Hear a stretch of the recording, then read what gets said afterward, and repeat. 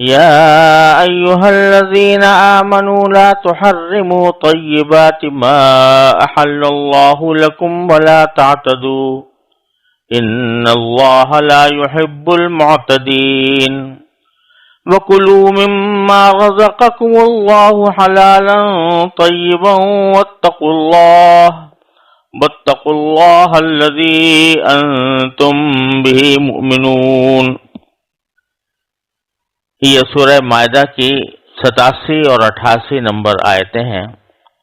ان کا ترجمہ یہ ہے، اے ایمان والو، اللہ نے تمہارے لیے جو پاکیزہ چیزیں حلال کی ہیں ان کو حرام قرار نہ دو اور حد سے تجاوز نہ کرو۔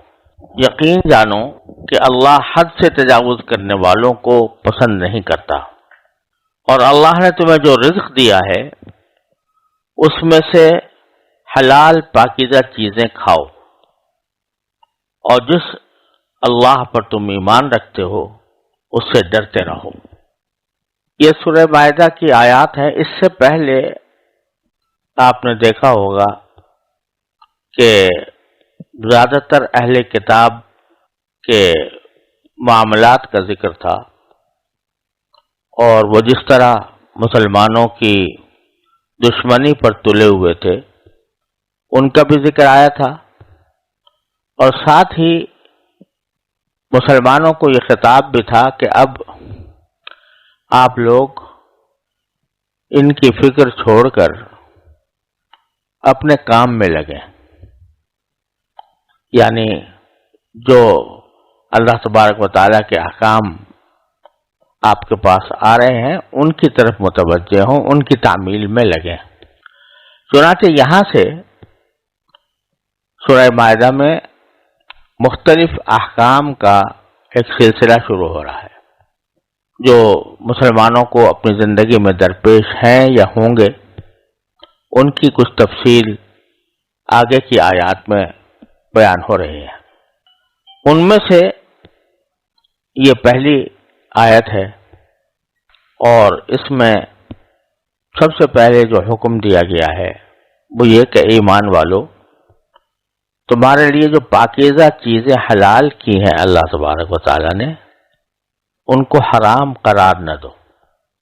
یہاں ایک بہت بڑی حقیقت نبی اللہ تبارک و تعالیٰ نے بیان فرمائی کہ جس طرح کسی حرام کو حلال سمجھنا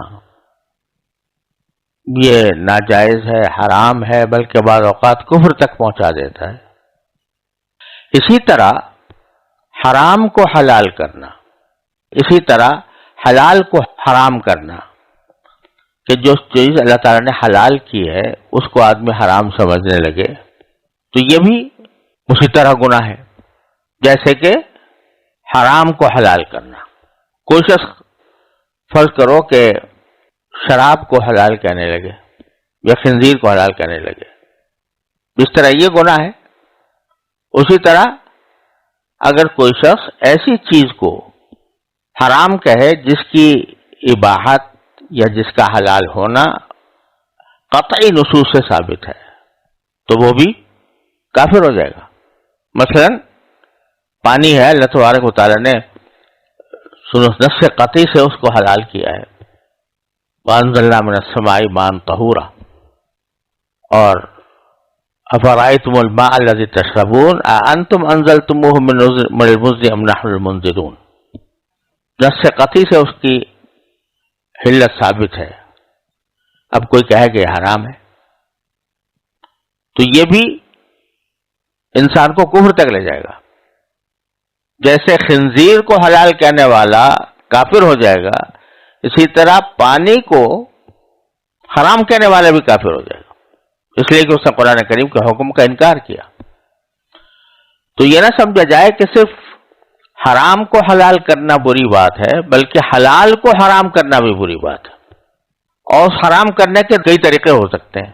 ایک طریقہ تو یہ ہے جو میں نے ابھی عرض کیا کہ اس کی حلت یا اباحت نص قطعی سے ثابت ہے، قطعی ثبوت بھی ہے، قطعی دلالہ بھی ہے، اور پھر اس پر کوئی شخص یہ کہے کہ یہ حرام ہے، یہ تو کفر تک لے جاتی ہے بات۔ دوسری قسم یہ ہوتی ہے کہ کوئی شخص قسم کھا کے کوئی چیز حرام کر لے اپنے اوپر، فی نفسی حلال تھی لیکن اس کو قسم کھا لی کہ میں یہ نہیں کھاؤں گا، تو یہ ایک طرح سے اس نے اپنے اوپر ایک حلال چیز کو حرام کر لیا قسم کھا کر. تو اس میں سے یہ کوئی چیز پسندیدہ تو نہیں ہے، یہ نہ صرف ایک کفر تک تو نہیں پہنچاتی، لیکن یہ وہ چیز اس کے اوپر حرام ہو جاتی ہے، اور اس کے نتیجے میں اس کا وہ جب تک قسم کا کفارہ ادا نہ کرے تو وہ کام کر نہیں سکتا. لیکن یہ چیز بھی پسندیدہ نہیں ہے بلا وجہ ایسا کرنا. خود نبی کریم صلی اللہ علیہ وسلم کو اللہ تعالیٰ نے سورہ تحریم میں یہ فرمایا کہ یا ایھا النبی لما تحرم ما احل اللہ لک، اے نبی تم کیوں حرام کر رہے ہو اس چیز کو جو اللہ نے تمہارے لیے حلال کی تھی. تو یہ بھی پسند نہیں اللہ تعالیٰ کو. اور اگر بلا وجہ ایک قسم کھائی ہے، کوئی خاص اس کا مقصد نہیں تھا، تو اس کے نتیجے میں یہ کہا گیا ہے کہ اگر کوئی شخص قسم بھی کھا لے اور بعد میں اس کو خیال آئے کہ میں نے قسم غلط بات پر کھا لی، تو اس کو چاہیے کہ وہ قسم توڑ دے اور کفارہ ادا کرے. تو یہ حلال کو حرام کرنے کی دوسری شکل ہے. تیسری شکل یہ ہے کہ آدمی اپنے اختیار سے نہ تو اس کو حرام سمجھے، نہ اس کو اپنے اوپر قسم کھا کر حرام کرے، لیکن عملاً ترک کر دے. اس کو پسند نہیں آتی کوئی چیز، کھانے کا دل نہیں چاہتا، چھوڑ دیا. تو یہ کوئی حرام نہیں کیا اس نے، لیکن عملاً اس کو چھوڑ دیا. اس میں کوئی مذائقہ نہیں ہے جب تک کہ اس کو آدمی شرعاً حرام نہ سمجھے. یہاں ایک بات یہ سمجھنے کی ہے کہ جب آدمی کسی فقہی مسئلے پر غور کر رہا ہوتا ہے، ایک عالم آدمی، اور اس میں آدمی کو دلائل مختلف سامنے آ رہے ہوتے ہیں، تو اگرچہ قاعدہ یہ ہے کہ تعارض ادلہ کے وقت میں حرام کرنے والی دلیل کو راجح قرار دیا جائے اور اس پر عمل کیا جائے احتیاط کے مطابق، لیکن یہ سمجھنا کہ دوسری جانب جو ہے وہ بالکل ہی باطل ہے، یہ سمجھنا بھی درست نہیں اگر وہ مسئلہ مجتہد بھی ہے. اسی طرح بعض اوقات لوگ ایک مزاج بن جاتا ہے کہ جس مزاج کے تحت ان کو حرمتیں زیادہ پسند آتی ہیں، ممانعتیں زیادہ پسند آتی ہیں بنسبت اباحت کے. چنانچہ چاہے اگرچہ دلائل شرعیہ وہ حلت پر دلالت کر رہے ہوں، پھر بھی ان کا دل چاہتا ہے کہ اس کو حرمت اختیار کی جائے اس میں.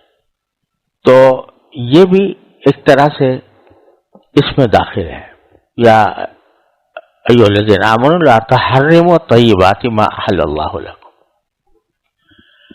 چنانچہ فقہائے کرام، ہمارے فقہائے اقدمین جو فقہائے متبوعین ہیں، یعنی جن کی لوگ اتباع کرتے ہیں، تقلید کرتے ہیں، جیسے امام ابو حنیفہ، امام مالک اور امام محمد وغیرہ، ان میں سے بعض سے منقول ہے، دوسروں کے طرز عمل سے بھی یہ بات معلوم ہوتی ہے. امام مالک کو جب کسی مسئلے کے اندر کوئی صریح نص حرام ہونے کی نہ ہو، لیکن اجتہاد کی بنا پر وہ اس کو ناجائز کہنا چاہتے ہوں، تو کبھی اس کو حرام نہیں کہتے. حرام نہیں کہتے بلکہ کہتے ہیں اکرہ، میں اس کو پسند نہیں کرتا. اس کو زیادہ زیادہ مکروہ کہہ دیتے ہیں، اس کو کہتے ہیں میں پسند نہیں کرتا. کہیں بھی ان سے یہ منقول نہیں ہے کسی مجتہد فی مسئلے میں کہ انہوں نے کسی ایسی چیز کو جو وہ اجتہاد کی بنا پر حرام کہہ رہے ہوں، اجتہاد کی بنا پر ناجائز سمجھتے ہوں، ان کے لیے لفظ حرام استعمال کیا. اور امام محمد رحمۃ اللہ علیہ کا بھی طریقہ یہی ہے، ان کے ساری کتابوں میں ظاہر روایت جو کہلاتی ہیں ان میں کہیں حرام کا لفظ ایسی مجتہد فی چیز کے لیے کبھی استعمال نہیں ہوا، اکرہ یکرہ کہ یہ چیز جو ہے پسندیدہ نہیں ہے، یہ کہتے ہیں۔ امام مالک رحمۃ اللہ نے اس کی وجہ یہ بیان فرمائی کہ قرآن کریم نے فرمایا وَلَا تَقُولُوا لِمَا تَصِفُ أَلْسِنَتُكُمُ الْكَذِبَ أَنَّ هَذَا حَلَالٌ وَهَذَا حَرَامٌ لِتَفْتَرُوا عَلَى اللَّهِ الْكَذِبَ، تو کسی حلال چیز کو حرام کہہ دینا یہ اللہ پر افطرا ہے، جھوٹ کا افطرا ہے، تو یہ بھی منع ہے اور سخت الفاظ ہیں اس میں۔ تو اس واسطے امام مالک کہتے ہیں کہ میں اس کا مصداق نہ بن جاؤں، میں حرام کا لفظ استعمال نہیں کرتا۔ اس میں یہ سمجھ لینا چاہیے کہ آج کل حرام کا لفظ بہت زیادہ کثرت سے استعمال ہونے لگا ہے، جو چیز مکروہ ہے اس کو بھی حرام کہہ دیتے ہیں۔ حرام وہ چیز ہوتی ہے کہ جو قطعی دلائل سے قطعی ثبوت طریقے پر ثابت ہو، وہ حرام ہے۔ باقی جو چیز ہے ان کو ناجائز کہہ دو، ان کو مکروہ کہہ دو، لیکن اس کے لیے حرام کا لفظ استعمال نہ کرو۔ پھر اسی کے آگے باری تعالیٰ فرماتے ہیں وَلَا تَعْتَدُوا، اور حد سے تجاوز نہ کرو۔ حد سے تجاوز میں یہ سب سے بڑی بات ہے کہ جو چیز کو حرام نہیں کہا اس کو آپ حرام کہنے لگو۔ دوسرے، حد سے تجاوز کے معنی یہ ہے کہ شریعت نے ہر چیز کو اس کے مقام پر رکھا ہوا ہے۔ ایک چیز ہے جو فرض ہے، ایک چیز ہے جو واجب ہے، ایک چیز ہے جو سنت ہے، ایک چیز ہے جو نفل ہے، ایک چیز ہے جو مباح ہے۔ تو ہر چیز کو اس کے درجے پر رکھو۔ اگر واجب کو آپ فرض کہہ دو گے یہ حد سے تجاوز ہوگا، اگر سنت کو آپ واجب قرار دے دو گے وہ حد سے تجاوز ہوگا، اگر نفل کو آپ سنت مؤکدہ کہہ دو گے وہ حد سے تجاوز ہوگا۔ ہر چیز کو اس کے مقام پر رکھو، ہر چیز کا الگ حکم ہوتا ہے۔ یہاں تک کہ فقہاء کرام نے یہاں تک فرمایا ہے کہ اگر کوئی شخص سنت پر عمل کرتا ہے اور اس کو واجب سمجھتا ہے تو یہ گناہ ہے۔ عمل سنت پر کر رہا ہے لیکن عقیدتاً اس کو واجب سمجھ رہا ہے تو یہ گناہ ہے۔ یہاں تک فرمایا کہ مستحب اس چیز کو کہتے ہیں کہ جس کا کرنا بہتر اور قابل ثواب ہوتا ہے اور چھوڑنے پر کوئی گناہ نہیں ہوتا۔ اگر کوئی مستحب کا ایسا التزام کرے کہ جیسا التزام واجبات کا کیا جاتا ہے تو وہ بھی بدعت ہو جاتا ہے کام مستحب، اور اس کی پابندی کرنا کوئی بظاہر تو اچھی بات ہے، ٹھیک ہے کرے، ساری زندگی کرے، کوئی مسئلہ نہیں، لیکن اس طرح کرے کہ اس کے نتیجے میں دیکھنے والے یہ سمجھے کہ یہ بھی واجب ہے یا سنت مؤکدہ ہے، تو یہ ایسا کرنا بھی جائز نہیں ہے، بدعت میں داخل ہے۔ یا کوئی مباح کام ہے اور اس مباح کام کو آدمی یہ سمجھ کر رہا ہے کہ یہ مستحب ہوگا تو یہ بھی وہ مباح کام کو اس نیت سے کرنا یہ حدود سے تجاوز ہے۔ اب جیسے مثال کے طور پر کوئی بیماری ہوتی ہے یا کوئی تکلیف پیش آتی ہے تو لوگ تعویذ گنڈے لکھواتے ہیں یا آیات قرآنیہ سے علاج کرنا چاہتے ہیں، تو یہ جائز تو ہے، شرعاً کوئی گناہ نہیں ہے۔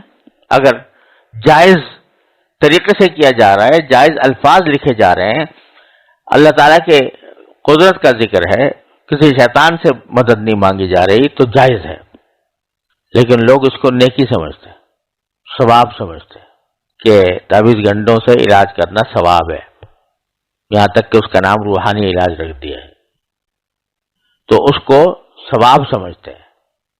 یا جو شخص سے کام کر رہا ہو اس کو یہ سمجھتے ہیں کہ یہ بہت، یعنی اس تعویذ گنڈے کے کرنے کی وجہ سے یہ بہت بزرگ ہو گیا، تو خوب سمجھ لیجئے کہ تعویذ گنڈے کرنا جائز ہے بشرائط، لیکن نہ اس کو یہ کہا جا سکتا ہے کہ یہ مستحب ہے، نہ اس کو یہ کہا جا سکتا ہے کہ سنت ہے، نہ اس کو یہ کہا جا سکتا ہے کہ ثواب کا کام ہے۔ یہ ایسے ہی جیسے دوا کھا لینا، دوا سے کسی کا علاج کرنا، اس میں اور اس میں کوئی فرق نہیں ہے حکم کے اعتبار سے، لیکن لوگ اس کو مستحب سمجھنے لگتے ہیں۔ یہ بھی حدود سے تجاوز ہے۔ اتنا زبردست لفظ ہے یہ، ولا تعتدوا، حد سے تجاوز نہ کرو۔ تلک حدود اللہ، دین نام ہی حدود اللہ کا ہے۔ اللہ تعالیٰ نے حدود مقرر کی ہے ہر چیز کی۔ محبت کی بھی ایک حد ہے، پیغمبروں سے محبت، اللہ کے رسولوں سے محبت، لیکن حد ہے کہ وہ محبت اللہ کی محبت کی طرح نہ ہو، یعنی اس کو خدا نہ بنا دیا جائے۔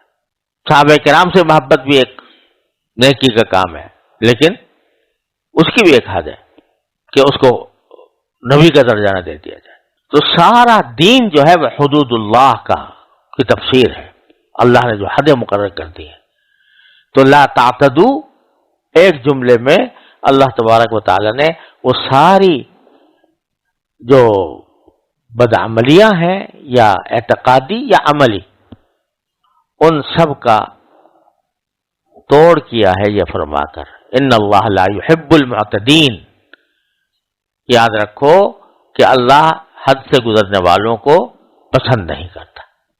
وَكُلُوا مِمَّا رَزَقَكُمُ اللَّهُ حَلَالًا طَيِّبًا، اللہ نے جو کچھ رزق تمہیں دیا ہے کھاؤ، حلال طیب سمجھ کر کھاؤ کہ وہ اللہ تعالیٰ نے مجھے حلال کیا میرے لیے، اس کو میں اس کی نعمت سمجھ کر کھاؤں گا، وہ کھاؤ۔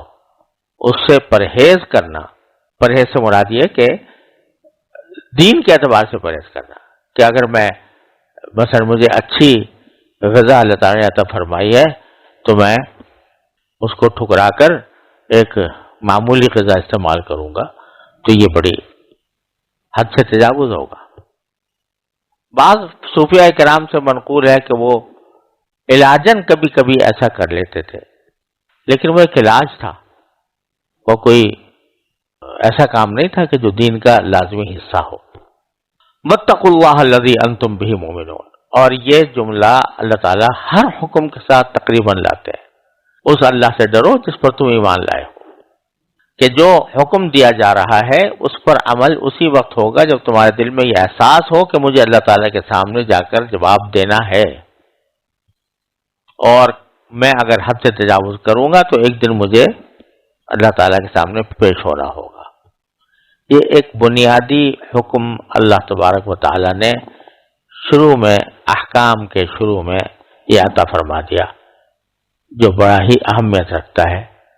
اللہ تعالیٰ ہم سب کو اس کی اہمیت سمجھنے کی توفیق عطا فرمائے، اللہ کی حدود کو سمجھنے اور ان کا لحاظ رکھنے کی توفیق عطا فرمائے۔ وصلی اللہ تعالیٰ علی خیر خلق۔ لا يؤاخذكم الله باللغو في أيمانكم ولكن يؤاخذكم بما عقدتم الأيمان فكفارته إطعام 10 مساكين من أوسط ما تطعمون أهليكم أو كسبتهم أو تحرير رقبة فمن لم يجد فصيام 3 أيام ذلك كفارة أيمانكم إذا حلفتم واحفظوا أيمانكم كذلك يبين الله لكم آياته لعلكم تشكرون۔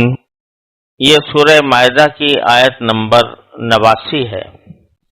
اس کا ترجمہ یہ ہے کہ اللہ تمہاری لغو قسموں پر تمہاری پکڑ نہیں کرے گا، لیکن جو قسمیں تم نے پختگی کے ساتھ کھائی ہوں ان پر تمہاری پکڑ کرے گا۔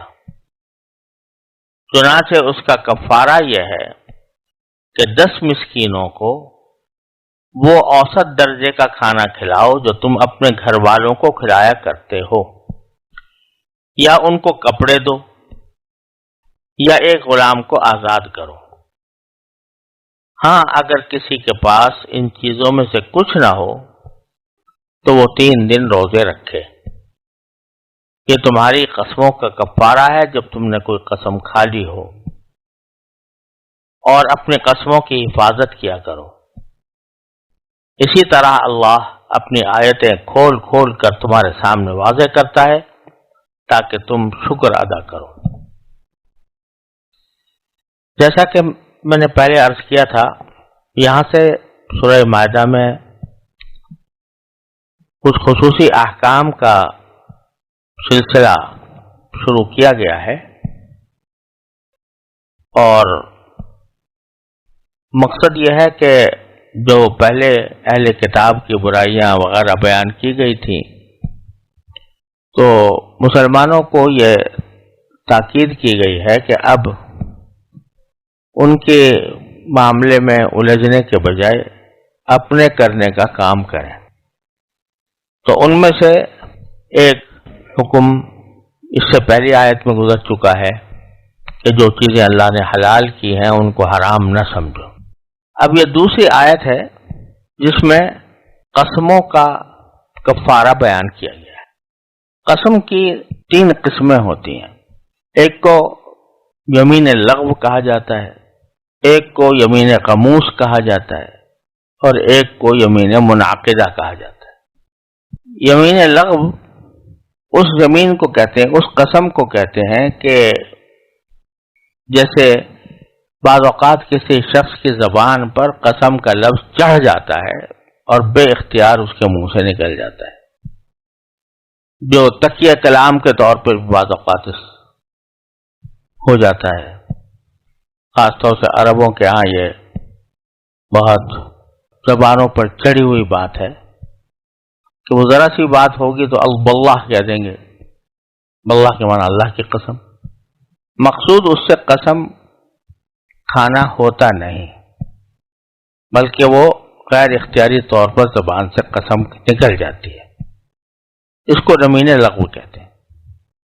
اور دوسری قسم یمین لغو کی یہ ہوتی ہے کہ ایک آدمی کسی ماضی کے واقعے پر قسم کھاتا ہے کہ فلاں واقعہ ہوا ہے مثلا، اور اس کے علم میں یہی تھا کہ ہوا ہے، وہ دل سے یہ سمجھتا تھا کہ واقعہ نہیں ہوا ہے، لیکن حقیقت میں نہیں ہوا تھا، اس کو غلط فہمی ہوئی تھی، غلط فہمی کی وجہ سے اس نے قسم کھا لی کہ فلاں واقعہ ہوا تھا، یا کسی واقعے کے بارے میں اس کے دل میں یہ ہے کہ یہ نہیں ہوا اور اس نے قسم کھا لی کہ نہیں ہوا، حالانکہ وہ واقعہ پہلے ہو چکا تھا۔ تو یہ غلطی سے غلط فہمی کی بنا پر قسم کھائی گئی، اس لیے بھی اس کو یمین لغو کہا جاتا ہے۔ دوسری قسم یمین غموس ہے، یہ سب سے زیادہ خطرناک قسم ہے کہ ایک آدمی کو ایک پتہ ہے کہ ایک واقعہ پیش نہیں آیا اور جھوٹی قسم کھا کر کہتا ہے کہ جان بوجھ کر جھوٹی قسم کھاتا ہے ماضی کے بارے میں، یا پتہ ہے اس کو کہ واقعہ پیش نہیں آیا مگر وہ جھوٹی قسم کھا کر کہتا ہے کہ یہ واقعہ پیش آیا۔ مثلا کسی شخص کے بارے میں یہ بات چل رہی ہے، چاہے قاضی کے محکمے میں یا عام گفتگو میں، کہ اس نے چوری کی ہے یا نہیں کی ہے۔ اب اس کو پکا پتہ ہے کہ چوری کی ہے، لیکن پھر بھی یہ کہتا ہے کہ اللہ کی قسم اسے چوری نہیں کی۔ تو ماضی کے واقعات کے سلسلے میں جھوٹی قسم کھانا، اس کو یمین غموس کہتے ہیں، اور یہ انتہائی سخت ترین گناہ ہے۔ اس کو قرآن کریم نے شہادت الزور یا قول الزور سے بھی تعبیر فرمایا کہ ایک آدمی جانتے بوجھتے جھوٹی گواہی دیتا ہے، جانتے بوجھتے جھوٹی قسم کھاتا ہے، اللہ کا واسطہ دے کر آدمی کہہ رہا ہے کہ جھوٹ بول رہا ہے، یہ خطرناک ترین۔ اس کا خطرناک پہلو یہ بھی ہے کہ اس کا کوئی کفارہ نہیں۔ جس قسم کا کفارہ ہو تو کم از کم دنیا میں آدمی نے اس کی کچھ نہ کچھ تلافی کر دی، لیکن یہ جو جھوٹی قسم ہے ماضی کے بارے میں، جس کو یمین غموس کہا جاتا ہے، غموس کا لفظ بھی عربی زبان میں غمسا یغمسو کے معنی ہوتے ہیں کسی کو ڈبو دینا، کسی چیز میں ڈبو دینا، پانی میں کسی چیز کا ڈبو دینا۔ تو غموس اس لیے کہا جاتا ہے کہ یہ تو انسان کو گناہ میں ڈبو دیتی ہے، یعنی اور کوئی گناہ ہونا اس کا کفارہ ہو جائے، جیسا کہ آگے آنے والا ہے، تو کفارے سے بات ختم ہو جاتی ہے۔ لیکن یہ جھوٹی قسم کھائی گئی ماضی کے بارے میں، اس کا کوئی کفارہ بھی اللہ میں نے مقرر نہیں کیا، لہذا اس سے بچنا آسان نہیں ہے، اس کے گناہ سے بچنا آسان ہے۔ اس میں یہ سمجھیے کہ اگر کوئی شخص ایسی قسم کھا گیا ہے جس سے کسی بندے کا حق پامال ہوا، مثلا یہ کہہ دیا کہ اس نے چوری نہیں کی حالانکہ چوری کی تھی، تو جس کی چوری کی گئی اس کا حق پامال ہوا۔ اور اگر کسی نے چوری نہیں کی تھی، جھوٹی قسم کھا لی کہ کی تھی اس نے چوری، تو اس کا حق پامال ہوا کہ اس کو چوری کی سزا ملے گی۔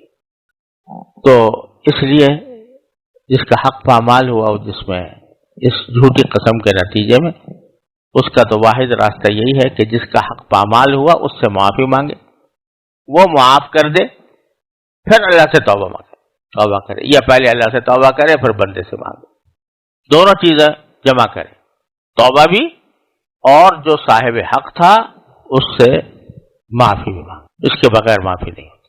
اس کو کہتے ہیں یمین غموس۔ اور تیسری چیز جو ہے اس کو یمین منعقدہ کہتے ہیں، کہ ایک شخص نے مستقبل کے بارے میں یہ قسم کھا لی کہ میں فلاں کام کروں گا یا فلاں کام نہیں کروں گا۔ ایک شخص نے قسم کھا لی مثلا کہ میں جوش میں آ کر، جذبے میں آ کر کسی وقت یہ قسم کھا لی کہ فلاں کھانا نہیں کھاؤں گا، اب کھا تو لی، اب اس کے نتیجے میں اب اگر کھانے کی ضرورت پیش آ جائے اور پھر کھا لے تو اس صورت میں اس کا کفارہ آتا ہے۔ وہ کفارہ قرآن کریم نے یہاں پر بیان فرمایا ہے، یعنی کسی ایسی چیز پر آئندہ قسم کھا لینا کہ میں یہ کام کروں گا یا نہیں کروں گا، اور پھر اس کی مخالفت کرنا، اس کے نتیجے میں کفارہ آتا ہے۔ کفارہ یہاں پر قرآن کریم نے واضح الفاظ میں بتا دیا کہ یا تو 10 مسکین، پہلی بات جو ہے سب سے پہلے وہ ہے کہ 10 مسکینوں کا یا تو کھانا کھلائے، کھانا بھی اس طرح کا اوسط درجے کا جیسا اپنے گھر والوں کو کھلاتے ہو، اور اس کا مطلب یہ ہے کہ کسی مسکین کو 2 وقت پیٹ بھر کر کھانا کھلا دے، اسی اوسط درجے کا جیسا تم کھاتے ہو۔ ایک تو صورت یہ ہے کفارے کی۔ دوسری اس میں ایک اختیار یہ بھی ہے کہ 10 مسکینوں کو کپڑا پہنا دے، جس میں قمیص اور شلوار ہو یا تہبند ہو، تو 10 مسکینوں کا کپڑا۔ تیسرا ہے اختیار یہ کہ کسی غلام کو آزاد کر، کوئی تمہارے پاس غلام ہو اور اس کو آزاد کر دو۔ آج کل تو غلام موجود نہیں رہے، شرعی غلام، لہذا اس پر عمل تقریباً ناممکن ہو گیا ہے۔ پھر یہ فرمایا کہ جو ان چیزوں کی استطاعت نہ رکھے، یعنی نہ 10 مسکینوں کو کھانا کھلا سکتا ہے، بیچارہ وہ خود ہی مسکین ہے تو وہ کیا کھلائے گا 10 کو، یا نہ وہ کپڑے پہنا سکتا ہے، اور نہ کوئی غلام کا مالک ہے، جیسے کہ آج کل کوئی بھی نہیں ہوتا تو وہ اس کو آزاد بھی نہیں کر سکتا۔ تو پھر آخری درجے میں کفارہ یہ ہے کہ 3 دن کے روزے رکھے۔ اس طرح چنانچہ باری تعالیٰ فرماتے ہیں کہ کفارتہ اطعام 10 مساکین، اس کا کفارہ ہے 10 مسکینوں کو کھانا کھلانا، من اوسط ما تطعمون اہلیکم، جو کھانا تم اپنے گھر والوں کو کھلاتے ہو ان کا اوسط درجے کا کھانا، او کسوتہم یا ان کا لباس، او تحریر رقبہ یا غلام کی آزادی۔ فمن لم یجد، پھر جو کوئی ان چیزوں کو نہ پائے تو فصیام ثلاثۃ ایام، تو 3 دن کے روزے رکھے۔ ذالک کفارۃ ایمانکم اذا حلفتم، یہ تمہاری قسموں کا کفارہ ہے جب کہ تم نے قسم کھا لی ہو۔ واحفظوا ایمانکم، اور اپنی قسموں کی حفاظت کیا، یعنی 2 باتیں اس میں فرمائی، حفاظت کیا کرو کہ بھائی یہ قسم کھانے کی ضرورت ہی کیا ہے کہ میں یہ کام نہیں کروں گا، قسم کھاتے کیوں؟ تو بہت ہی ناگزیر ضرورت کے بغیر قسم نہیں کھانی چاہیے۔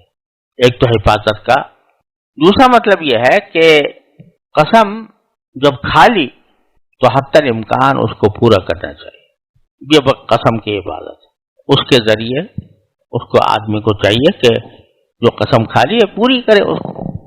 لیکن اس میں تھوڑی سی تفصیل ہے، وہ تفصیل یہ ہے کہ اگر کسی اچھے کام کی قسم کھائی ہے کہ میں روزہ رکھوں گا یا 10 نفلیں پڑھوں گا مثلا، یا عمرہ کروں گا، تو اس صورت میں تو اچھے کام کی تکمیل یہ قسم کا ایک بہت بڑا تقاضا ہے، اس کی حفاظت کرنے کا معنی یہ ہے کہ اس کو پورا کرو۔ اور دوسری قسم یہ ہے کہ اس میں نہ کوئی نیکی کا کام ہے نہ کوئی بدی کا کام ہے،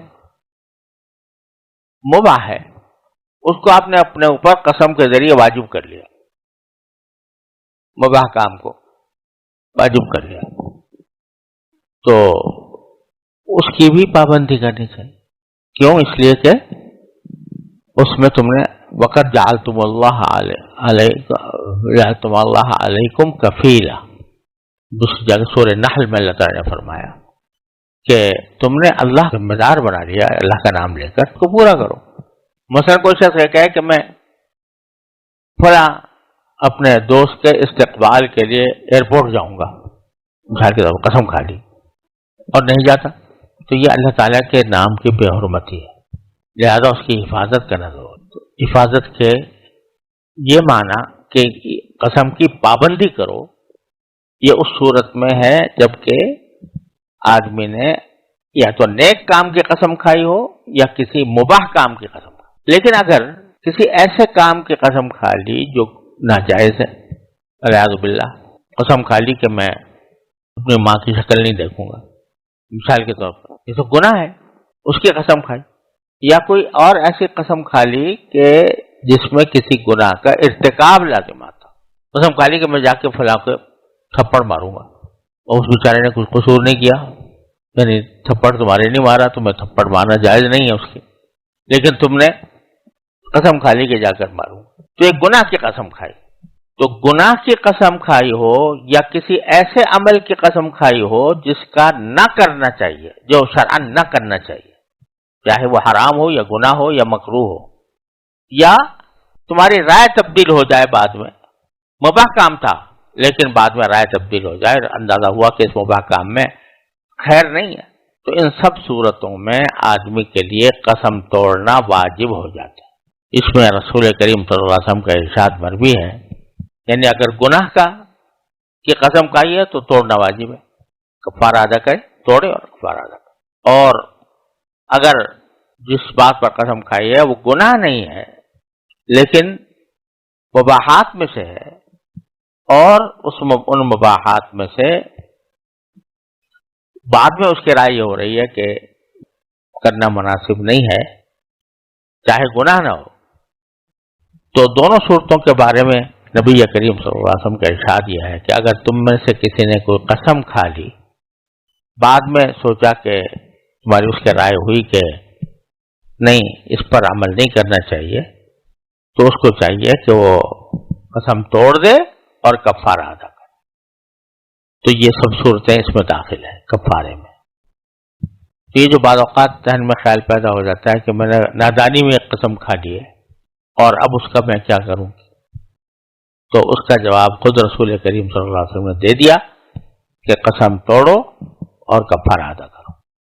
یہاں ایک بات اور سمجھنے کی ضرورت ہے، وہ یہ ہے کہ یہی تقریباً قسم کھانے کے سلسلے میں اسی قسم کی ایک آیت سورہ بقرہ میں گزری ہے۔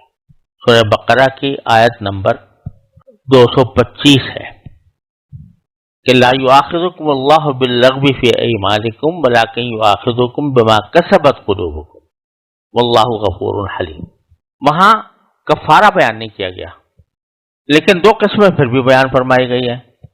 ایک لغو کے بارے میں وہی الفاظ ہیں جو یہاں پر ہیں، لا یؤاخذکم اللہ باللغو فی ایمانکم، اور اگلا جو جملہ ہے اس میں فرق ہے، وہاں ہے کہ لا یؤاخذکم بما کسبت قلوبکم، اور یہاں ہے لا یؤاخذکم بما عقدتم الایمان۔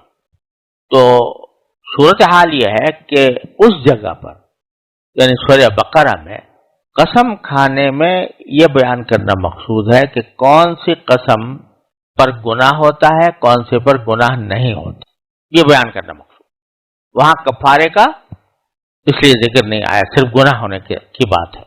تو ما کسبت قلوبکم یعنی جس کا ہم نے ترجمہ یہ کیا تھا کہ تم نے اپنے دلوں کے ارادے سے کھائی ہو، تو اس سے مراد یمین غموس ہے، یعنی ماضی پر تم نے اگر کوئی ایسی غلط قسم کھا لی جو واقعے کے خلاف ہے تو اس پر اللہ گرفت کرے گا۔ تو وہاں بیان کرنا یہ مقصود ہے کہ کون سی قسم پر گرفت ہے، کون سی قسم پر گرفت نہیں ہے۔ لغو کے بارے میں یہ فرما دیا کہ گرفت نہیں ہے، اس کے اوپر گرفت نہیں ہے، کیونکہ جھوٹ نہیں بولا تم نے، غلط فہمی میں ایک بات کہہ دی۔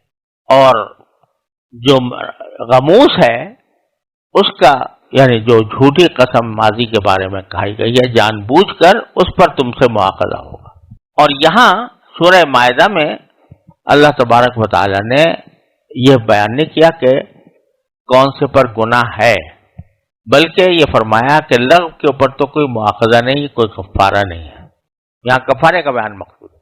تو یہاں لا یؤاخذکم سے مراد یہ ہے کہ اس پر کوئی کفارہ نہیں ہے لغو کے اوپر، اور کفارہ کس پر ہے؟ بما عقدتم الایمان، جو تم نے قسمیں پکی کر لی ہوں، اور اس سے مراد یمین منعقدہ ہے، یعنی جو آئندہ کے بارے میں قسم کھائی اور جس چیز پر قسم کھائی تھی اس پر عمل نہ کر سکا تو پھر اس کا کفارہ بیان فرمایا گیا ہے۔ خلاصہ یہ ہے کہ سورہ بقرہ میں بیان ہے گناہ ہونے نہ ہونے کا، اور سورہ مائدہ میں بیان ہے کفارہ ہونے نہ ہونے کا، اس لحاظ سے دونوں آیتوں میں فرق ہے۔ يا أيها الذين آمنوا إنما الخمر والميسر والأنصاب والأزلام رجس من عمل الشيطان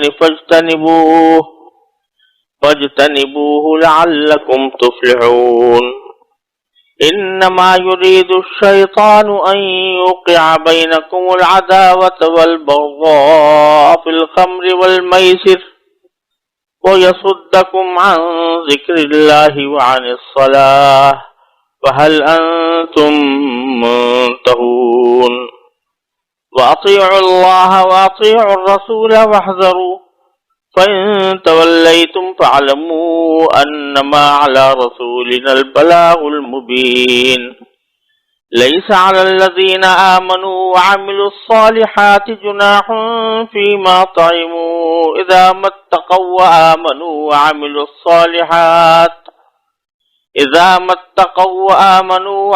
الصالحات ثم اتقوا وآمنوا ثم اتقوا وأحسنوا والله يحب المحسنين۔ یہ سورہ مائدہ کی آیت نمبر 90 سے نمبر 93 تک میں نے تلاوت کی ہے، اور اس کا ترجمہ یہ ہے: اے ایمان والو، شراب، جوا، بتوں کے تھان اور جوئے کے تیر، یہ سب ناپاک شیطانی کام ہے۔ لہذا ان سے بچو تاکہ تمہیں فلاح حاصل ہو۔ شیطان تو یہی چاہتا ہے کہ شراب اور جوئے کے ذریعے تمہارے درمیان دشمنی اور بغض کے بیج ڈال دے اور تمہیں اللہ کی یاد اور نماز سے روک دے۔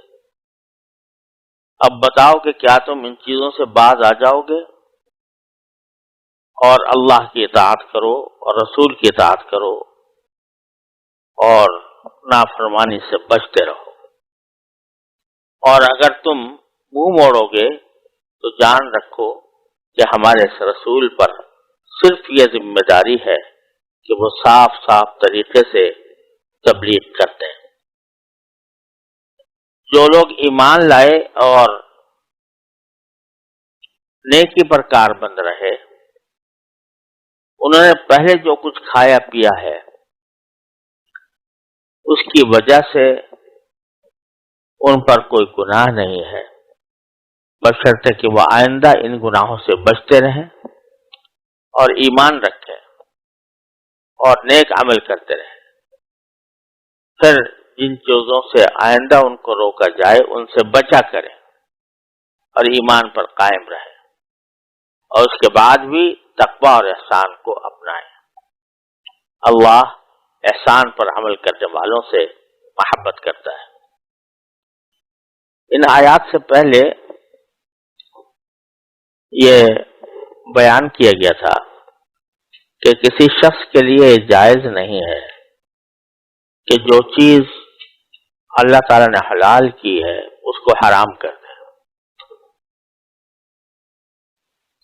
اب یہاں ان چیزوں کا بیان ہے جن کو اللہ تبارک و تعالی نے حرام قرار دیا، تو کسی مسلمان کے لیے اسی طرح یہ بھی جائز نہیں ہے کہ اس حرام کو یہ کہے کہ یہ حلال ہے۔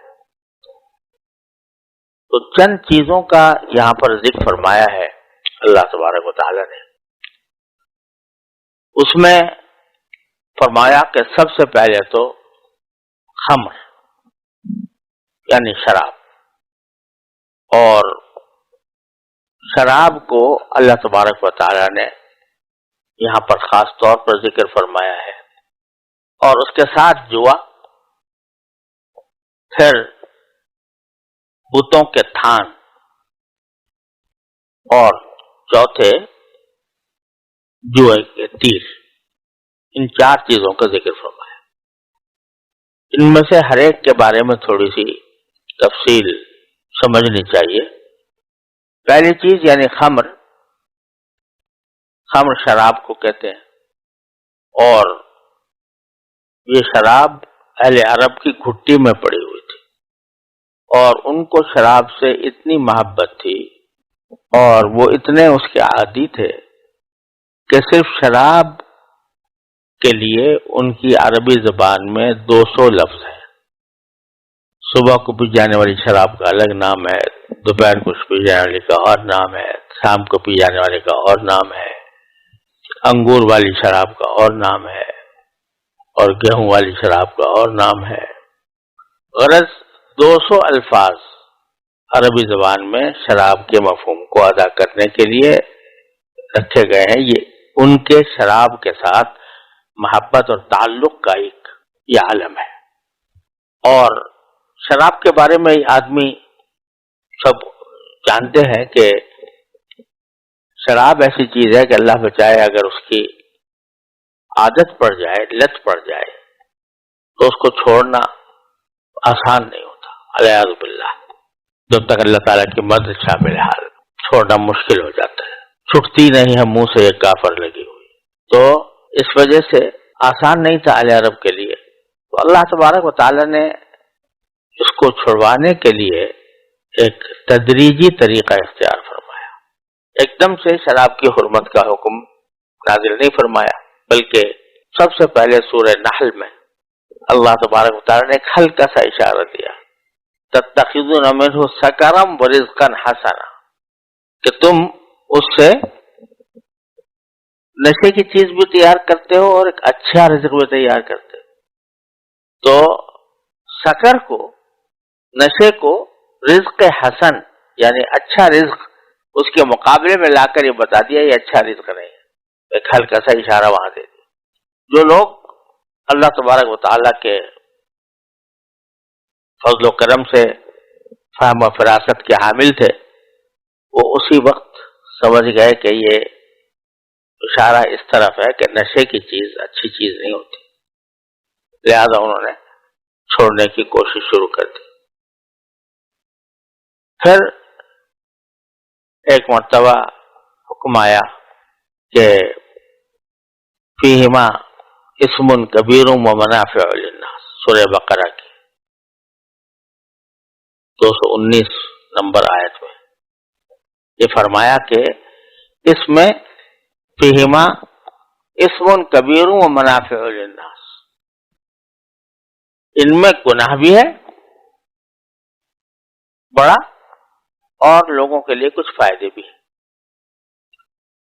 وہاں براہ راست یہ نہیں کہا کہ الخمر اسم، کہ زمین شراب جو ہے وہ گناہ ہے، بلکہ فرمایا فیہما اسم، یعنی ان کے کھانے کے نتیجے میں بعض اوقات آدمی گناہوں میں مبتلا ہو جاتا ہے، اس کے پینے کے نتیجے میں گناہوں میں مبتلا ہو جاتا ہے، براہ راست اس کو اسم نہیں کہا، اور ساتھ یہ بھی کہہ دیا وہ منافع للناس، لوگوں کے لیے کچھ فائدے بھی ہیں اس میں۔ تو صراحتاً ممانعت نہیں فرمائی، لیکن ایک اشارہ دے دیا کہ جس چیز میں گناہ کے مواقع زیادہ ہوں وہ اس قابل تو نہیں ہونی چاہیے کہ آدمی اس کو استعمال کرے۔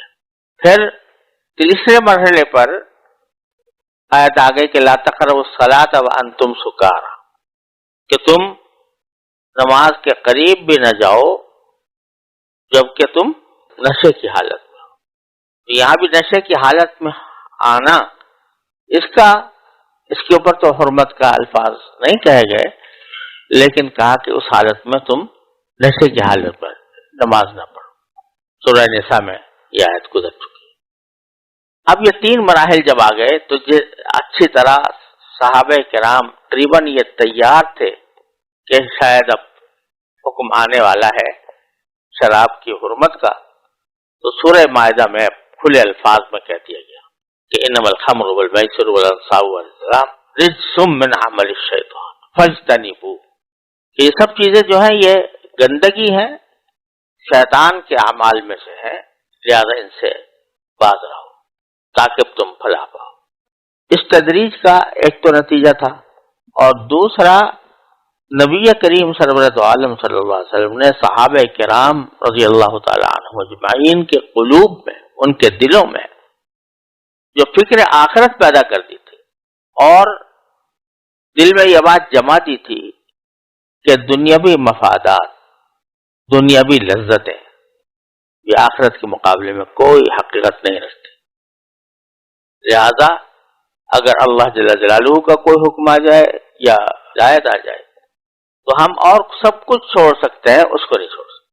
یہ ایک طرف یہ اس فکر کی آبیاری کی جا رہی تھی دلوں کے اندر، اور اس کے نتیجے میں یہ فکر پیدا ہو چکی تھی صحابہ کرام میں کہ آخرت کے مقابلے میں دنیا کی کوئی حقیقت نہیں، دنیا کی لذتوں کی کوئی حقیقت نہیں۔ لہذا جب یہ حکم آیا تو روایات میں آتا ہے کہ اگر کسی کے نے اپنا پیالہ شراب کا منہ کی طرف لے کر اٹھایا ہوا تھا، منہ کے قریب لے جا رہا تھا، تو اس نے اتنا گوارا نہیں کیا کہ ایک گھونٹ لے لے، اسی کو پھینک دیا۔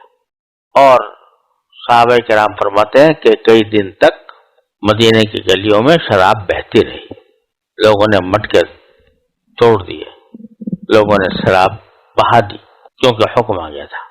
اور حکم بھی اس طرح آیا کہ رجسن، کہا تو گندگی ہے، رجس کا معنی گندگی، یعنی دلوں میں یہ بات بٹھا دی کہ یہ ایسی گندگی ہے جیسے کوئی آدمی پیشاب پیے، کتنی بری بات ہے کہ اس گندگی چیز کو پی رہا ہے، ایسے ہی شراب بھی ایسی گندگی ہے کہ اس کو پینے سے آدمی کو کراہت ہونی چاہیے۔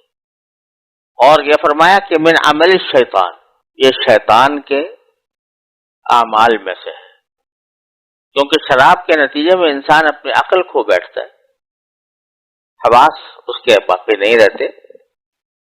تو اس لیے یہ شیطان کا عمل ہے جو تمہیں اپنی عقل سے بھی خارج کر دیتا ہے. لہذا اس کا لازمی نتیجہ یہ ہونا چاہیے کہ فاجتنبوہ، تم اس سے پرہیز کرو، لعلکم تفلحون، تاکہ تم فلاح حاصل کرو. اب ذرا یہاں یہ دیکھ لیجیے گا کہ خمر کے ساتھ جو لفظ استعمال کیا وہ رجس کا، یعنی گندگی، نجاست کو بھی رجس کہتے ہیں. تو اس کے نتیجے میں یہ بات واضح ہوئی کہ شراب صرف اتنی بات نہیں ہے کہ وہ حرام ہے، بلکہ وہ گندی ہے. ایسی نجاست ہے کہ جیسے کہ پیشاب، جیسے کہ پاخانہ، ایسی نجاست ہے. لہذا اگر وہ لگ جائے کپڑوں پر تو کپڑے بھی ناپاک ہو جائے. اب اس کی تفصیلات بہت ہیں جو یہاں بیان کرنے کا موقع نہیں ہے. فقہ کتابوں میں اس کی تفصیلات آئی ہیں کہ کون سی شراب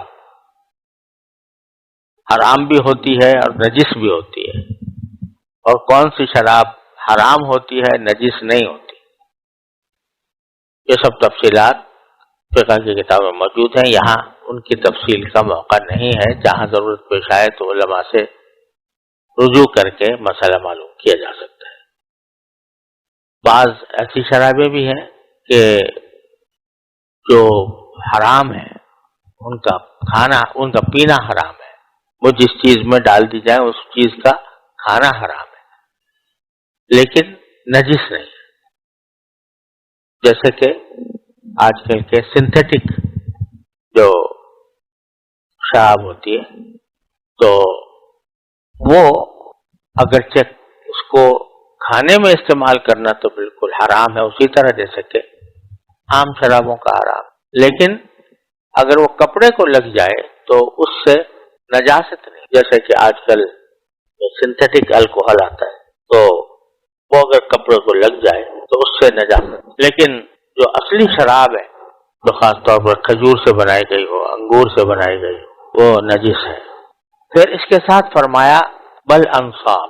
انصاب جو ہے یہ جمع ہے، اور اس کے لیے اس سے مراد در حقیقت وہ تھان ہوتے تھے جس کے اوپر کے بت رکھے جاتے تھے. جو بت خانے ہوتے ہیں ان میں بعض اوقات تو چھوٹے چھوٹے بت رکھے ہوتے ہیں، اور ان کی بھی لوگ جا کر عبادت کرتے ہیں. اور بعض اوقات ایک بڑا بت رکھا ہوتا ہے جو اس بت خانے کا سب سے بڑا بت ہوتا ہے، الیاذ باللہ. وہ بت جو ہوتا ہے وہ ایک چبوترا بنا کر اس پر رکھا جاتا ہے، ایک چوکی بنا کر اس پر رکھا جاتا ہے. تو اس بت کے دائیں بائیں آگے کا جو حصہ ہوتا ہے، جو چبوترا ہوتا ہے جس پر وہ رکھا جاتا ہے، جس پر وہ چوکی جس کے اوپر وہ رکھا جاتا ہے، اس کو عربی میں نصب کہتے ہیں، اور انصاب اسی کی جمع ہے. نصب کہتے ہیں، نصب کہتے ہیں، اور انصاب اس کی جمع ہے. تو وہ تھان، اردو میں اس کو تھان کہتے ہیں.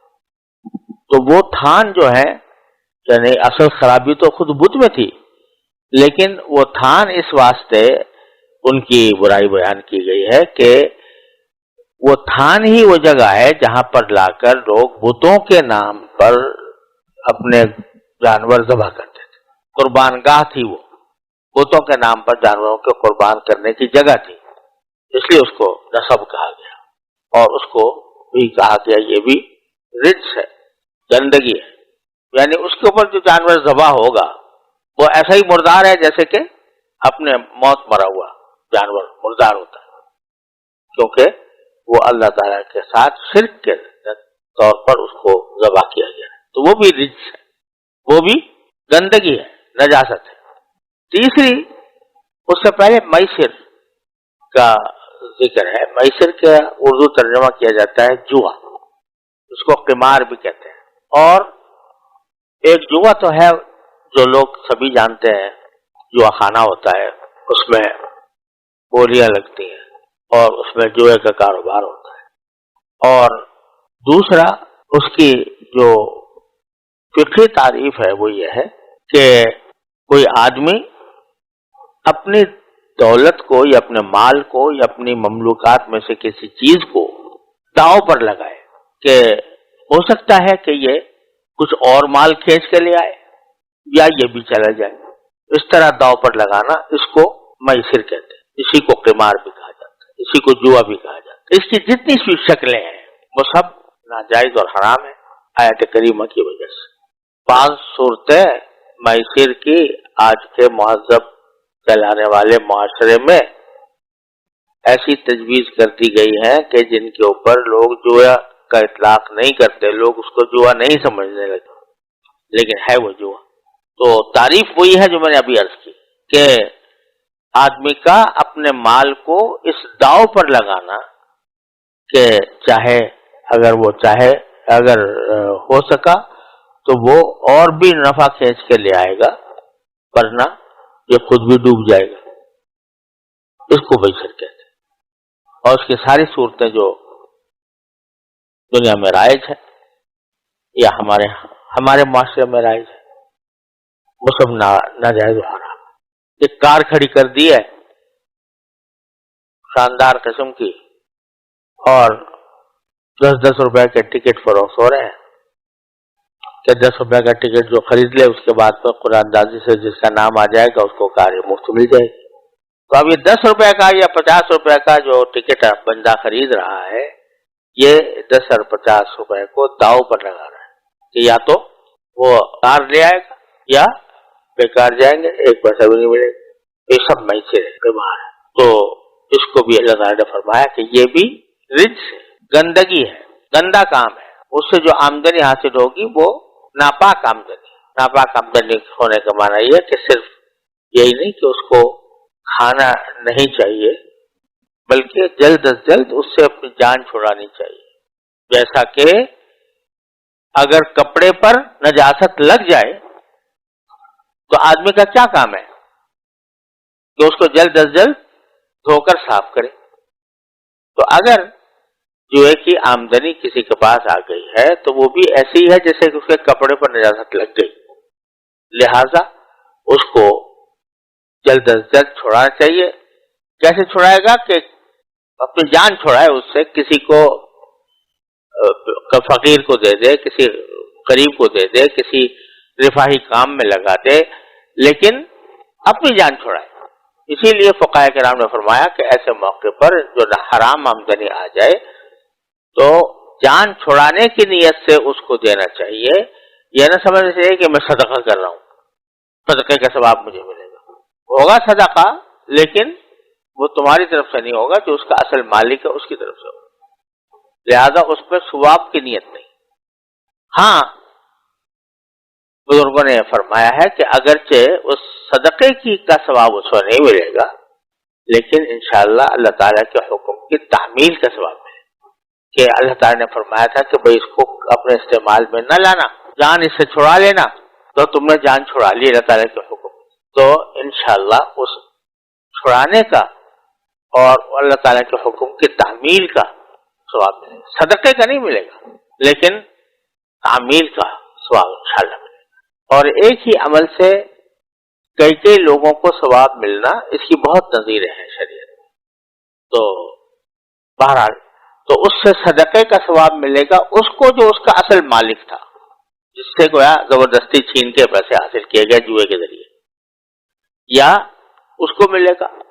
اور دوسری طرف تمہیں اللہ تعالیٰ کے حکم کی تعمیل کا ثواب ملے گا. اور اسی طرح انصاب کو کہہ دیا, یعنی وہ تھان وہ بھی نجس ہے اس معنی میں کہ جو جانور وہاں پر لا کر ذبح کیا جاتا ہے وہ نجس ہو جاتا ہے, وہ مردار کے حکم میں, لہٰذا وہ تھان بھی نجس ہو گئے.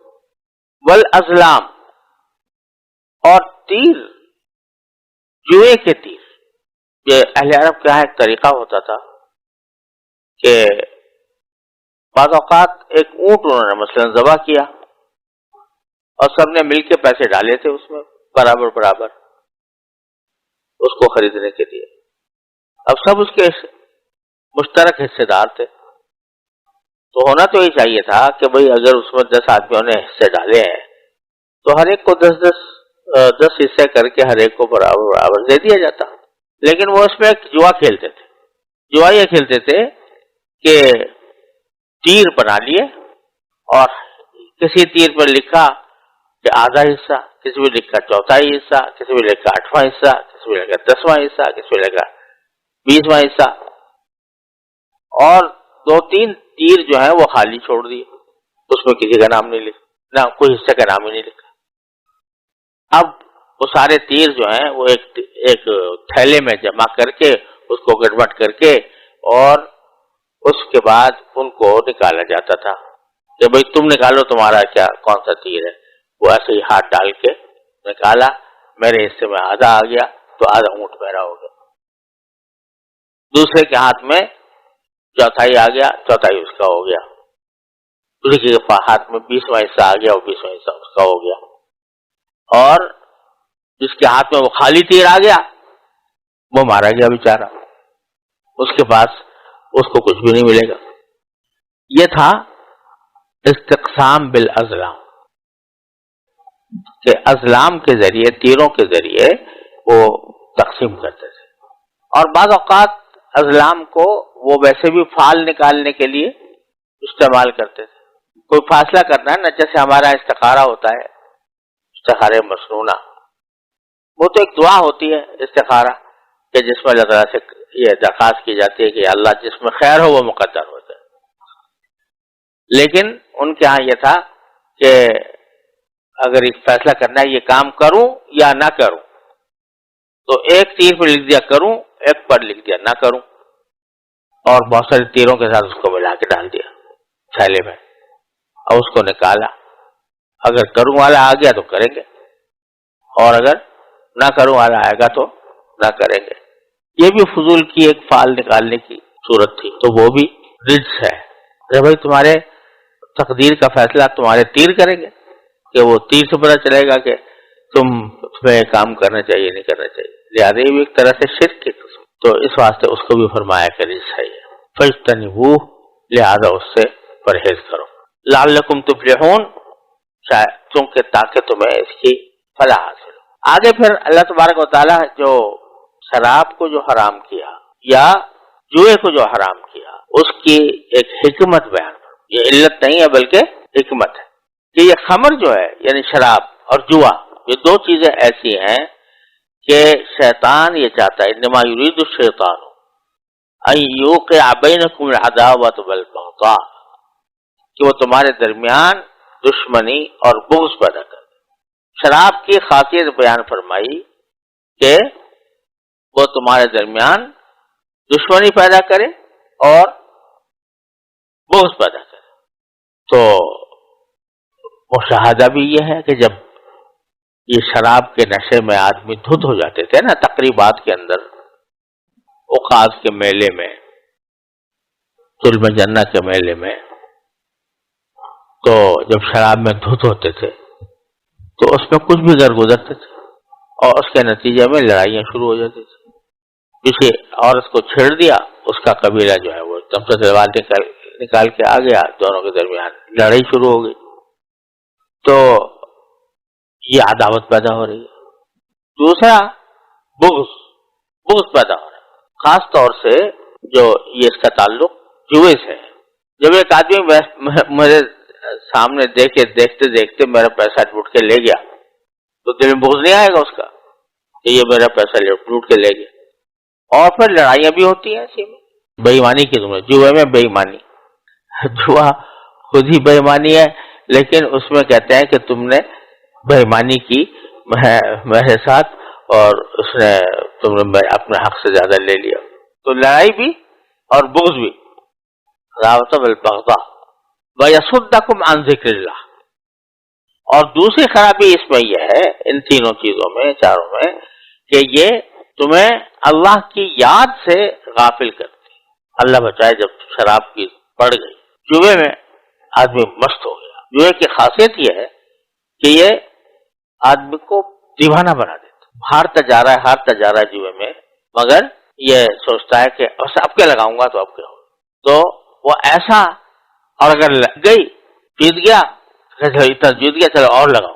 تو آدمی اس قدر اس میں بدمست ہو جاتا ہے کہ نہ اس کو نماز کی فکر، نہ اس کو روزے کی فکر، نہ اس کو اللہ تعالیٰ کی یاد کی فکر. یصدکم عن ذکر اللہ وعن الصلاۃ، ذکر کا الگ تذکرہ فرمایا اور نماز کا الگ. اللہ کی یاد سے تمہیں دور کر دیتا ہے اور نماز سے دور کر دیتا ہے. یعنی ایک مسلمان کا جو اصل عمل ہونا چاہیے وہ یہ کہ نماز تو وہ پڑھتا ہی ہے، فرض ہے اس کے لیے. عام حالات میں بھی اللہ کا ذکر اس کے دل میں رہے، دل میں یا زبان پر یا دونوں پر. چلتے پھرتے اٹھتے بیٹھتے بھی اس کے خیالات جو ہیں وہ ادھر ادھر بھٹکنے کے بجائے اپنے اللہ کے اوپر مرکوز ہوں، بجائے ادھر ادھر کی باتیں سوچنے کے سوچے اللہ نے مجھے کتنی نعمتیں دے رکھی ہیں، کیا کیا نعمتوں میں کن کن نعمتوں میں پل رہا ہوں، تو ان کی طرف دھیان کر کے یہ کس نے دی ہے؟ میرے مالک نے دی ہے، میرے خالق نے دی ہے، میرے اللہ نے دی ہے. تو یہ ذکر اللہ کا ذکر، یہ چاہے زبان سے ہو یا دل سے ہو، یہ ایک بہت بڑی نعمت ہے اور یہ چیزیں اس نعمت سے محروم کر دیتی ہیں. جب سارا دماغ پہ یہ چکر چلا ہوا ہے کہ کس طرح میں اور زیادہ لذت حاصل کر لوں، کس طرح اور پیسہ بنا لوں اس جوئے کے ذریعے مفت بیٹھے بیٹھے، تو اس کا پھر اللہ کی یاد ختم ہو جاتی. اور پھر اس سے آگے بڑھ کر جو فرض نماز ہے آدمی اس کو بھی چھوڑنے لگتا ہے. فہل انتم منتہون، اب آگے فرمایا پھر کیا تم باز آؤ گے؟ یہ استفہام ہے، اور استفہام کے جو علم معانی کے جو علماء ہیں وہ بتلاتے ہیں کہ استفہام کے بہت سے معنی آتے ہیں. اس کے مفاد، اس کا معنی، اس کا مطلب، اس کا مقصود، اس کے مقاصد مختلف ہوتے ہیں. ان میں ایک مقصد ہوتا ہے امر، یعنی حکم دینا. بظاہر استفہام کیا جا رہا ہوتا ہے کیا ایسا کرو گے، لیکن مقصود کیا ہوتا ہے؟ اس کا حکم دینا کہ ضرور کرو. تو یہاں استفہام اسی معنی میں فہل انتم منتہون، کیا رکو گے؟ یہ اللہ تعالیٰ کی طرف سے سوال ہو رہا ہے کہ جواب کیا ہونا چاہیے تمہارا؟ کہ جی ضرور رکیں گے، ضرور باز رہیں گے. اس طرح اللہ تبارک و تعالیٰ نے اس کو، آج کل بعض لوگ کیسے ہیں زبان پر عجیب عجیب باتیں آتی ہیں لوگوں کے. آج کل بعض لوگوں کے زبان پر یہ بات آتی ہے کہ شراب کے لیے قرآن نے کہیں حرام کا لفظ استعمال نہیں کیا، کہیں حرام نہیں کہا، پھر کیوں مولوی صاحبان اس کو حرام کہتے؟ تو اول تو خیر یہ احمقانہ سوال ہے. میرے خیال میں کسی بھی گناہ کے لیے قرآن کریم میں حرام کا لفظ نہیں آیا، زنا کے لیے نہیں آیا، سود کے لیے نہیں آیا، اور کسی چیز کے لیے بھی حرام کا لفظ نہیں آیا. نہیں کا صیغہ آیا ہے، ایسا نہ کرو. تو وہ کہیں پر وضاحت کے ساتھ آیا ہے کہ لا تاکلوا الربا، سود مت کھاؤ وغیرہ. لیکن یہاں پر وہ نہیں جو ہے وہ اتنی بلاغت کے ساتھ ہے کہ جس کے برابر کوئی اور نہیں ہونا مشکل ہوتی. ایک طرف کہا جا رہا ہے کہ رجس ہے، یہ گندگی ہے، یہ کہا جا رہا ہے شیطان کا عمل ہے، اور یہ تمہیں اللہ کے ذکر سے غافل کرنے کے لیے، تمہیں نماز سے غافل کرنے کے لیے. پھر رکو گے کہ نہیں رکو گے؟ تو اب اس کے بعد بھی کسی شخص کو یہ شبہ ہو سکتا ہے کہ اس میں اللہ تعالیٰ نے اس کی ممانعت نہیں کی، لہذا اس حماقت کو تو، یہ حماقت تو جواب دینے کے لائق بھی نہیں ہے.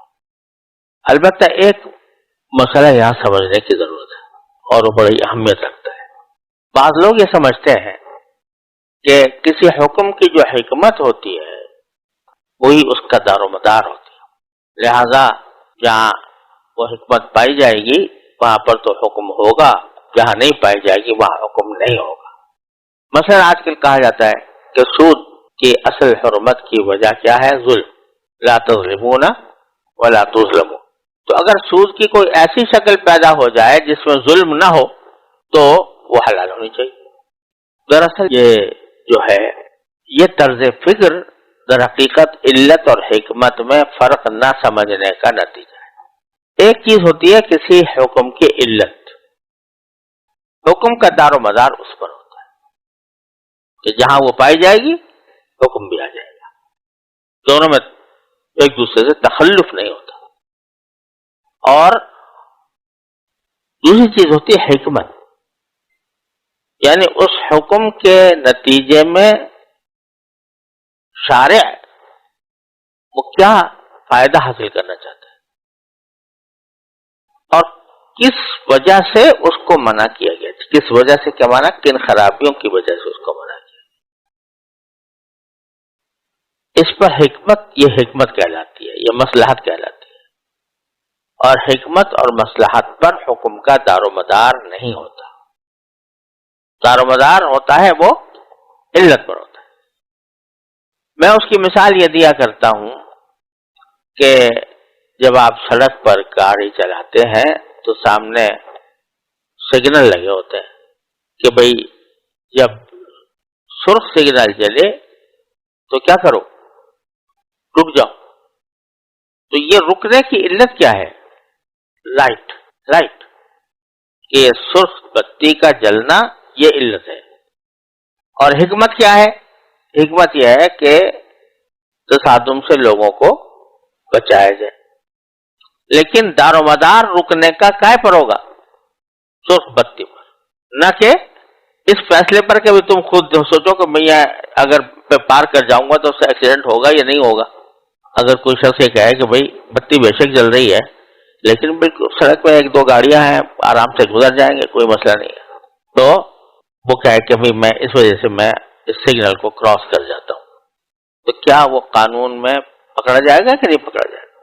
پکڑا جائے گا. اس لیے کہ تمہارا کام اس سرخ بتی کو دیکھنا تھا، تمہارا کام اس کی حکمت اور مصلحت پر جانا نہیں تھا. اگر ہر ایک آدمی کو اس کی اختیار دے دیا جائے کہ تم اپنی حکمت اور مصلحت جہاں دیکھو اس کے اوپر عمل کرو ورنہ چھوڑ دو، تو ایک کیوس پیدا ہو جائے، ایک لا قانونیت کا دروازہ ہو جائے اور بالآخر وہ پھر کسی نہ کسی تصادم پر منتج ہوگا.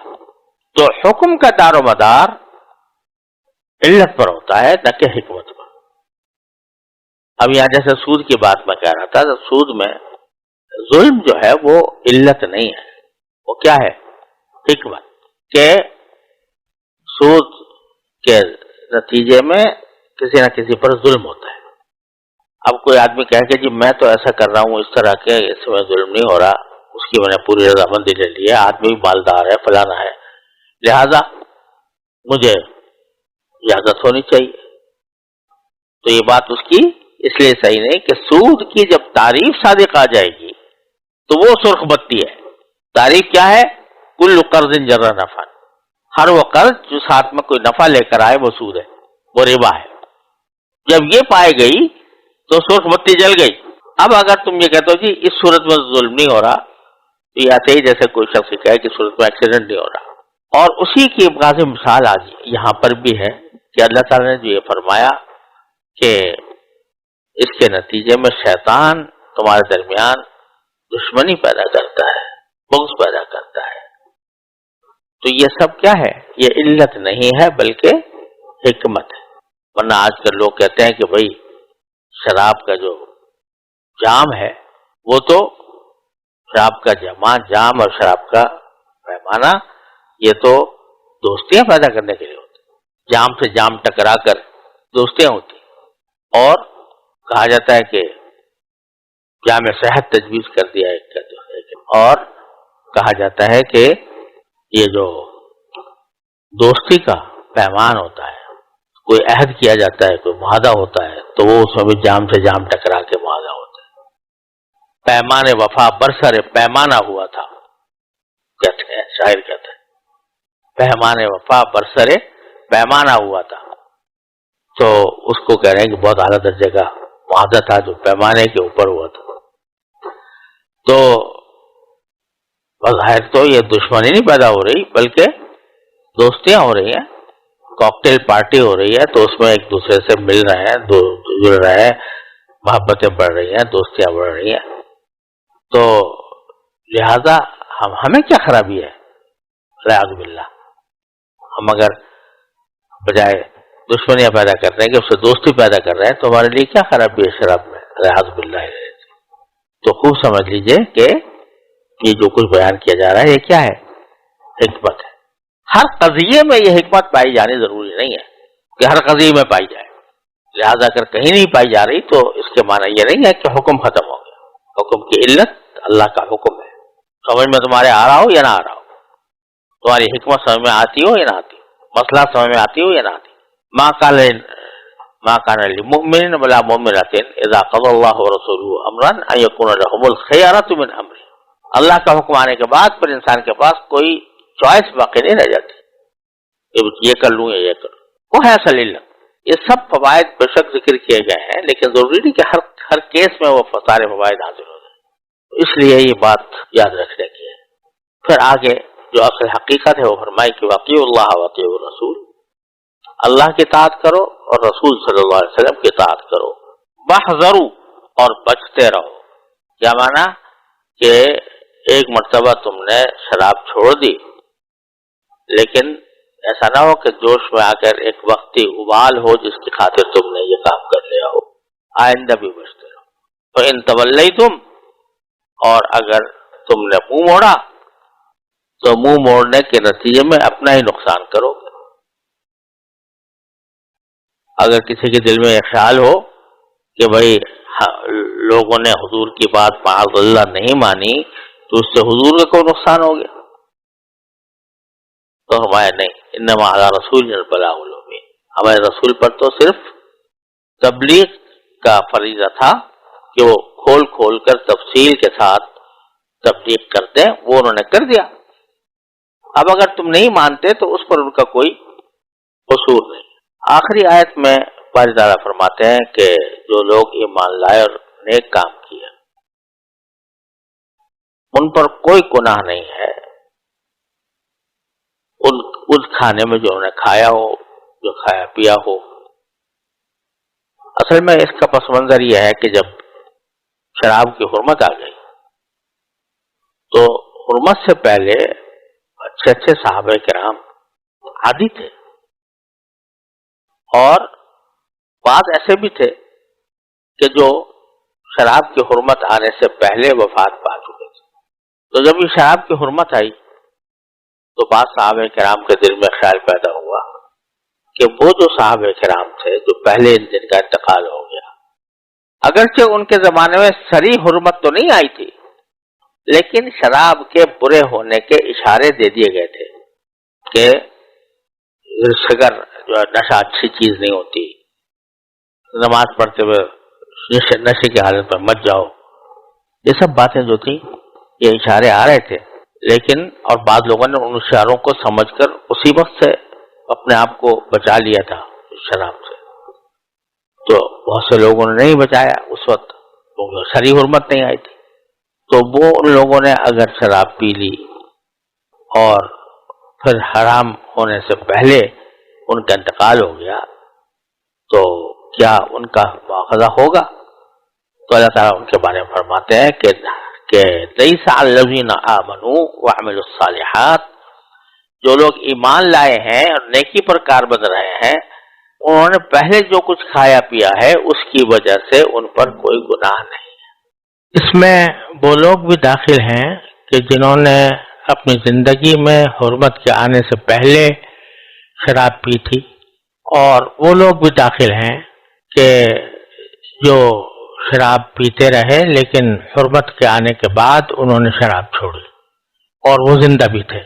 تو اس لیے اللہ تبارک و تعالیٰ نے فرمایا کہ اب تک جو کچھ کھایا پیا ہے تو اس کے اوپر اللہ تعالیٰ کی طرف سے کوئی پکڑ نہیں ہوگی، کوئی گناہ نہیں ہوگا. لیکن آگے اس کی شرط یہ لگائی کہ اذا اتقوا وآمنوا وعملوا الصالحات، کہ جب وہ آئندہ تقوی اختیار کریں اور ایمان رکھیں اور نیک عمل کریں، پھر تقوی اختیار کریں اور ایمان لائیں، پھر تقوی اختیار کریں اور نیک عمل کریں. اور اللہ تبارک و تعالیٰ نیک عمل کرنے والوں کو پسند کرتا ہے. یہاں اللہ تبارک و تعالیٰ نے 3 مرتبہ اتقوا کا لفظ استعمال فرمایا. پہلے فرمایا اذا اتقوا وآمنوا وعملوا الصالحات، پھر فرمایا ثم اتقوا وآمنوا، پھر فرمایا ثم اتقوا واحسنوا. تو یہاں بظاہر ایک تکرار معلوم ہو رہا ہے کہ بار بار ایک ہی بات کہی جا رہی ہے کہ تقوی اختیار کریں، اور اس میں بھی تھوڑا سا فرق یہ ہے کہ پہلی مرتبہ فرمایا کہ اتقوا وآمنوا وعملوا الصالحات، جب وہ تقوی اختیار کریں اور ایمان لائیں اور نیک عمل کریں۔ دوسری بار فرمایا ثم اتقوا وآمنوا، پھر تقوی اختیار کریں اور ایمان رکھیں، ثم اتقوا واحسنوا، پھر تقوی اختیار کریں اور احسان سے یعنی نیک طرز عمل سے کام لیں۔ تو یہ اس تکرار سے کیا مقصود ہے؟ اللہ تبارک و تعالیٰ اپنے کلام کی حکمتوں سے خود واقف ہے، ہم ساری حکمتوں کا احاطہ نہیں کر سکتے، لیکن یہ پہلی مرتبہ جو فرمایا کہ ان کو کھانے پینے میں کوئی حرج نہیں ہے، جو پیچھے کھایا پیا تھا اس میں کوئی گناہ نہیں ہے، بشرطے کہ اب آئندہ وہ تقوی اختیار کریں اور ایمان رکھیں۔ ایمان رکھنے کے معنی یہ ہے کہ جو انہوں نے شہادتین کے اوپر ایمان لایا ہوا تھا اس کو وہ ثابت قدمی کے ساتھ اپنائیں، اور جب بھی کوئی حکم آئے تو اس کو دل و جان سے تسلیم کر کے عمل الصالحات نیک عمل کریں۔ پھر فرمایا کہ ثم اتقوا وآمنوا، کہ پھر تقوی اختیار کریں اور ایمان رکھیں۔ مطلب یہ کہ یہ تقوی کی جو صفت ہے یہ کوئی عارضی نہیں ہونی چاہیے بلکہ مستقل ہونی چاہیے، اور آئندہ بھی تقوی اختیار کریں، اور تقوی اسی وقت حاصل ہوگا جبکہ ایمان پختہ ہو۔ اس لیے ثم اتقوا وآمنوا فرمایا کہ جب ایمان پختہ ہوگا تو پھر یہ تقوی کی صفت عارضی اور وقتی نہیں ہوگی بلکہ وہ مستقل ہوگی، اور ایمان کی وجہ سے ہی تقوی مضبوط ہوگا۔ جتنا ایمان مضبوط ہوگا اللہ تعالیٰ کے سامنے جواب دہی کا احساس دل میں قوی ہوگا، اسی اعتبار سے تقوی میں اضافہ ہوگا، اور آئندہ بھی وہ گناہوں سے پرہیز کریں گے۔ پھر فرمایا ثم اتقوا واحسنوا، پہلے جملے میں یعنی ثم اتقوا وآمنوا میں تقوی کا جو بنیادی سبب ہے اس کو بیان فرمایا گیا ہے کہ ایمان جتنا مضبوط ہوگا اتنا ہی تقوی پیدا ہوگا۔ اب تقوی ہونے کے بعد صرف اتنا کافی نہیں ہے کہ ظاہری طور پر تقوی حاصل ہو جائے، بلکہ وہ تقوی دل میں جاگزین ہونا چاہیے، اور اس طرح جاگزین ہونا چاہیے کہ آدمی ہر وقت یہ تصور رکھے کہ مجھے اللہ تعالیٰ دیکھ رہا ہے یا میں اللہ تعالیٰ کو دیکھ رہا ہوں۔ اسی کو حدیث میں احسان سے تعبیر کیا گیا ہے۔ حضرت جبریل امین علیہ السلام کے سوالات کے جواب میں آپ نے جب حضرت جبریل نے پوچھا تھا کہ احسان کیا ہوتا ہے تو آپ نے فرمایا تھا کہ ان تعبد اللہ کأنک تراہ فإن لم تکن تراہ فإنہ یراک۔ یہ انسان کے روحانی ترقی کی آخری منزل ہے۔ تو بتلایا جا رہا ہے کہ جب فوری طور سے تقوی اختیار کیا اور نیک عمل شروع کر دیا، پھر اس کو عارضی نہ سمجھا بلکہ ایمان کی وجہ سے اس تقوی پر آئندہ بھی کاربند رہے۔ پھر کاربند رہنے کی جو صفت ہے وہ صرف فرائض کو ادا کرنے اور ٹالنے کی حد تک محدود نہیں، بلکہ آدمی تقوی اور اس کے مطابق عمل صالح کا جو ارتکاب کرے یا اس پر جو عمل کرے تو وہ اس تصور کے ساتھ کرے کہ مجھے اللہ دیکھ رہا ہے یا میں اللہ کو دیکھ رہا ہوں۔ تو یہاں پر بتایا جا رہا ہے کہ یہ تقوی ایک جہد مسلسل ہے، ایسا نہیں ہے کہ ایک مرتبہ تقوی کا خیال دل میں پیدا ہو گیا اور پھر آدمی اس کو وقتی طور پر اس کو اوپر عمل کر کے گزر گیا، بلکہ جوں اس تقوی کے عمل میں ترقی ہوگی، جوں اس میں اضافہ ہوگا تو پھر انسان آخری منزل احسان تک پہنچے گا، کیونکہ سارے اعمال صالحہ جتنے نیک عمل ہیں ان کی آخری منزل احسان ہے۔ ان تعبد اللہ کأنک تراہ فإن لم تکن تراہ فإنہ یراک۔ تو بتلایا جا رہا ہے کہ تقوی ایک مسلسل عمل ہے، اور مسلسل عمل کرتے کرتے اس کی آخری منزل تک انسان پہنچتا ہے جو احسان ہے۔ واللہ یحب المحسنین، اور اللہ تعالیٰ نیک کام کرنے والوں کو یا احسان کا درجہ حاصل کرنے والوں کو محبوب رکھتا ہے، ان کو پسند کرتا ہے، ان سے محبت رکھتا ہے۔ تو یہ ہمیں ٹریننگ کا ایک طریقہ بتایا جا رہا ہے کہ تم اپنی تربیت، روحانی تربیت اس طرح کرو کہ تقویٰ کرتے رہو کرتے رہو کرتے رہو، چاہے بظاہر شروع میں وہ بے روح معلوم ہو، اس کے اندر جان کم ہو، لیکن جو ایمان ترقی کرے گا اس میں تقویٰ میں ترقی ہوگی، اور پھر ایمان اور تقویٰ دونوں کی ترقی کے نتیجے میں تمہارے اندر جو تقویٰ کی اصل گہرائی ہے اور اس کی جو اصل صفات ہیں اور اس کی جو اصل کوالٹی ہے وہ در حقیقت پیدا ہوگی بار بار کرنے سے، مستقل کرنے سے، مسلسل کرنے سے، اور وہ آخری منزل احسان ہے۔ واللہ یحب المحسنین۔ آخر دعوانا الحمدللہ رب العالمین۔